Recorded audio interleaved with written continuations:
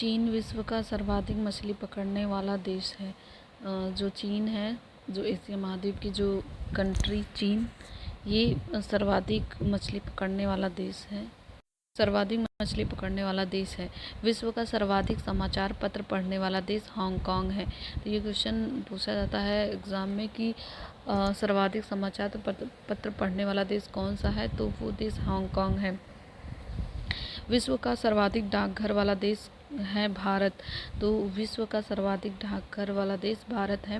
प्रशांत महासागर में गिरने वाली एशिया की प्रमुख नदियां हैं वांगवो, आमोर, सिक्यांग और यांगटी सिक्यांग। तो ये एशिया महाद्वीप की रिवर हैं जो प्रशांत महासागर में गिरती हैं। वो हैं वांगो, आमोर, सिक्यांग और यांगटी सिक्यांग। भूमध्य सागरीय जलवायु की एशियाई देश हैं Cyprus, Jordan, Turkey, Israel, Lebanon. Asia का सबसे घना बसा द्वीप जावा है। एशिया का सबसे घना बसा द्वीप जो है जावा है। ये एशिया में सर्वाधिक जूट एवं गन्ना उत्पादन देश क्रमशः बांग्लादेश और भारत है।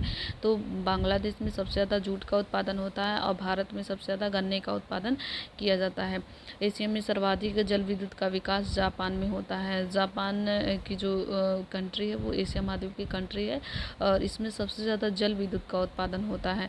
तो जापान में सबसे ज़्यादा किस चीज़ का विकास होता है, तो जल विद्युत का विकास जापान में हुआ है। एशिया का सबसे बड़ा रेल मार्ग ट्रांस साइबेरियन रेल मार्ग है। इसकी लंबाई 9438 किलोमीटर है।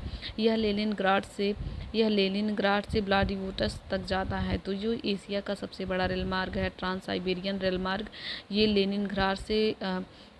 लेनिनग्राड नामक जगह से व्लादिवोस्तोक तक जाता है। तो ये क्वेश्चन पूछा जाता है कि जो एशिया का सबसे बड़ा रेल मार्ग कौन सा है, वो है ट्रांस साइबेरियन रेल मार्ग। और ये भी पूछा जाता है कि कहाँ से कहाँ तक है, तो लेनिनग्राड से लेकर के ये व्लादिवोस्तोक तक जाता है। एशिया की सबसे लंबी रेलवे सुरंग है वो है सिकन जो है जापान में है, जो 53.85 किलोमीटर लंबी है। समुद्र तल से इसकी गहराई 245 मीटर है।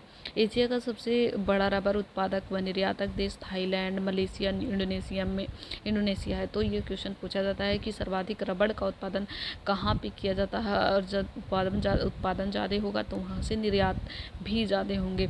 तो वो है थाईलैंड हो गया, मलेशिया हो गया, इंडोनेशिया। जो ये वाली कंट्री है थाईलैंड, मलेशिया, इंडोनेशिया, ये वाली जो कंट्रीज़ हैं इनमें जो है रबर का उत्पादन किया जाता है। एशिया के देश चीन तंबाकू, गेहूं, चावल आदि के उत्पादन में विश्व में प्रथम स्थान रखता है। तो जो चीन है, ये इस चीन में सबसे ज़्यादा तंबाकू का उत्पादन होता है, गेहूं, चावल का उत्पादन किया जाता है। विश्व में सबसे अधिक खजूर का उत्पादन कहाँ पे किया जाता है, इराक में। तो इराक में सबसे ज़्यादा क्या मिलता है, खजूर का उत्पादन किया जाता है। एशिया के देश जापान को शहतूत की पत्तियों पर पाले गए रेशम के कीड़ों से प्राप्त कच्चे रेशम पैदा करने में विश्व में प्रथम स्थान है। जो एशिया का जापान है, जापान में क्या होता है कि जो शहतूत की पत्तियां होती हैं उन पर जो पाले गए जो रेशम के कीड़े होते हैं उन्हीं से कच्चा रेशम पैदा किया जाता है। तो कहाँ पर इन सब चीज़ों का प्रयोग सबसे ज़्यादा होता है, तो एशिया के जापान में ये सब चीज़ें ज़्यादा होती हैं।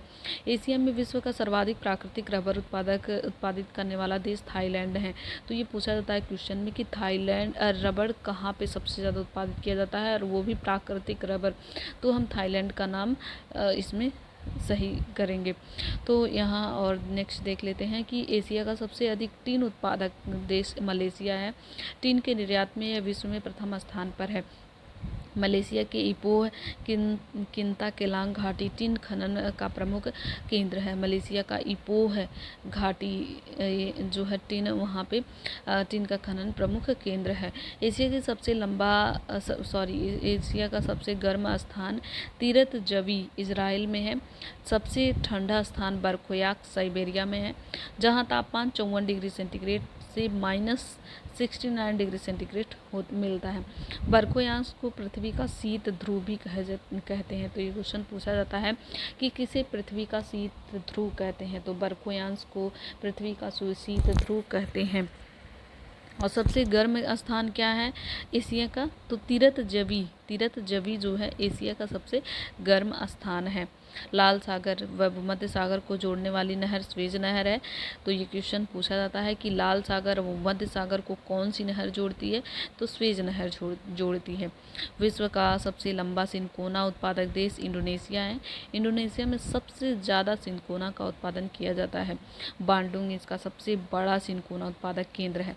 बांडुंग में सिनकोना का उत्पादन किया जाता है। सिनकोना से कुनैन बनाई जाती है, जो मलेरिया की दवा है। तो ये पूछा जाता है कि कुनैन किसकी दवा है, तो मलेरिया की दवा है। कुनैन से किसकी दवा बनाई जाती है, मलेरिया की दवा बनाई जाती है। और ये जो मलेरिया की दवा बनाई जाती है वो किस पौधे से बनाई जाती है, तो ये सिनकोना के पौधे से बनाई जाती है। और सिनकोना पौधा इंडोनेशिया के बांडुंग में ज़्यादातर पाए जाते हैं। इंडोनेशिया के बांडुंग में ये ज़्यादातर पाए जाते हैं। एशिया में विश्व का सर्वाधिक जलयान बनाने वाला देश क्या है, कौन सा है, वो है जापान। जापान में जो है सबसे ज़्यादा जलयान बनाया जाता है। जापान में जो है सबसे ज़्यादा जलयान बनाए जाते हैं। ओसाका जापान का वस्त्र निर्माण का प्रमुख केंद्र है, जिसे जापान का मैनचेस्टर कहा जाता है। योदो नदी यहाँ के मीलों के लिए जल उपलब्ध कराती है। ओसाका का वस्त्र उद्योग पूर्णतः आयातित कच्चे मालों के ऊपर निर्भर करता है। तो ये क्वेश्चन पूछा जाता है कि जापान का मैनचेस्टर किसे कहा जाता है, तो इसका सही उत्तर होगा ओसाका। ओसाका को ही जापान का मैनचेस्टर कहा जाता है। और यहाँ जो ओसाका में जो जापान यहाँ पे की मीलों के लिए नदी कहाँ से जल उपलब्ध किए जाते हैं, तो योडो या नदी से जल मिलता है, यहाँ पे उपलब्ध कराए जाते हैं। तुर्की की अंगोरा जाति की बकरियां विश्व प्रसिद्ध हैं, जिनसे श्रेष्ठ किस्म की मोहरी ऊन प्राप्त की जाती है। तो ये क्वेश्चन पूछा जाता है कि मोहरे ऊन की प्राप्ति किन बकरियों से की जाती है, तो अंगोरा जाति की बकरियों से की जाती है। मोहरे ऊन की प्राप्ति किन बकरियों से की जाती है, तो अंगोरा जाति की बकरियों से की जाती है। और ये अंगोरा जाति की बकरियां कहाँ पे सबसे ज़्यादा मिलती हैं, विश्व प्रसिद्ध है, ये है तुर्की में ये जो है तुर्की में है। अंगोरा जाति की बकरियां विश्व प्रसिद्ध हैं, जिनसे श्रेष्ठ किस्म की मोहरें उन्हें प्राप्त की जाती हैं। तुर्की की पश्चिमी भूमध्य सागरीय प्रदेश में स्थित इजमीर की घाटी अफीम की कृषि के लिए विश्व प्रसिद्ध है। तुर्की के जो पश्चिमी भूमध्य सागरीय प्रदेश में जो स्थित है इजमीर की घाटी, ये क्वेश्चन पूछा जाता है कि इजमीर की घाटी किस चीज़ के लिए प्रसिद्ध है, तो अफीम की कृषि के लिए प्रसिद्ध है। अब वो भी कौन सा कंट्री है जो एशिया का है, वो तुर्की है। ये तुर्की का जो भूमध्य सागरीय प्रदेश में स्थित तुर्की है, यहाँ पे इजमीर की घाटी में अफीम की कृषि के लिए ये विश्व प्रसिद्ध है। आर्कटिक एवं प्रशांत महासागर को जोड़ने वाला जलडमरू मध्य कौन सा है, वो है बेरिंग जलडमरू मध्य, अलास्का एवं कमचटका प्रायद्वीप के बीच। तो ये क्वेश्चन पूछा जाता है कि जो आर्कटिक ओशियन है और प्रशांत ओशियन है, तो उन दोनों को ऐड करने वाला कौन सा जलडमरू मध्य, तो बेरिंग जलडमरू मध्य इन दोनों को ऐड करता है। और किन्हें अलग करता है, अलास्का और कमचटका प्रायद्वीप को अलग करता है। तो ये जो बेरिंग जलडमरू मध्य है वो अलास्का और कमचटका प्रायद्वीप को अलग करता है। और जोड़ता किसे है, आर्कटिक और प्रशांत महासागर को जोड़ता है, अलास्का और कमचटका प्रायद्वीप को अलग करता है। जापान का नागासाकी शहर क्यूशू द्वीप पर स्थित है। तो ये क्वेश्चन पूछा जाता है कि जो नागासाकी हिरोशिमा पर बम बरसे थे, तो ये पूछा जाता है कि जो जापान का नागासाकी शहर है वो किस द्वीप पर है, होकाइडो, होन्शू, शिक्योकू, क्यूशू शिकू किस द्वीप पर है, तो हम इसका सही उत्तर लगाएंगे क्यूशू द्वीप पर है। कि जापान का नागासाकी शहर किस द्वीप पर स्थित है, तो क्यूशू द्वीप पर स्थित है। जापानी लोगों को चाय अत्यधिक प्रिय है और ये लोग चाय का एक विशेष उत्सव चा नु यू मनाते हैं। तो चाय का एक उत्सव जापानी लोग मनाते हैं क्योंकि इन्हें चाय बहुत ज़्यादा प्रिय होता है और ये इस उत्सव का नाम चा नु यू होता है। इस उत्सव का नाम है चा नु यू। और फिर उसके बाद आगे देखते हैं, बेरिंग जलसंधि अंतर्राष्ट्रीय तिथि रेखा के समानांतर स्थित है।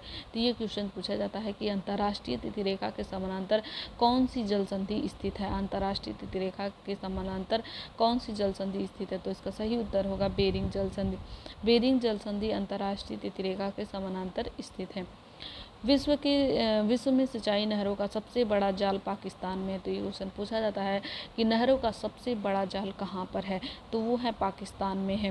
पाकिस्तान में है, और फिर यहाँ पे है, इसलिए पाकिस्तान को नहरों का देश कहा जाता है। वहीं बांग्लादेश को नदियों का देश कहा जाता है। तो ये क्वेश्चन पूछा जाता है कि किसे नहरों का देश कहा जाता है। पाकिस्तान को नहरों का देश कहा जाता है और बांग्लादेश को नदियों का देश कहा जाता है। पाकिस्तान को नहरों का देश कहा जाता है और बांग्लादेश को नदियों का देश कहा जाता है।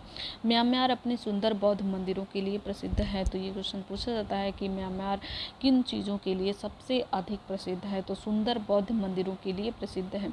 स्वर्णिम त्रिभुज के अंतर्गत लाओस, थाईलैंड, म्यांमार आते हैं। तो ये क्वेश्चन बहुत बार क्वेश्चन में पूछे जाते हैं कि स्वर्णिम त्रिभुज के अंतर्गत कौन कौन से कंट्रीज आते हैं।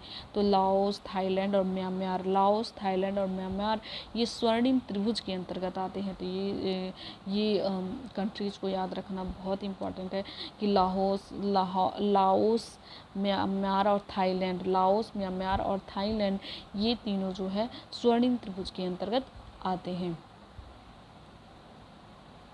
फिर नेक्स्ट है यूरोप, इसे हम नेक्स्ट वीडियो में देखते हैं।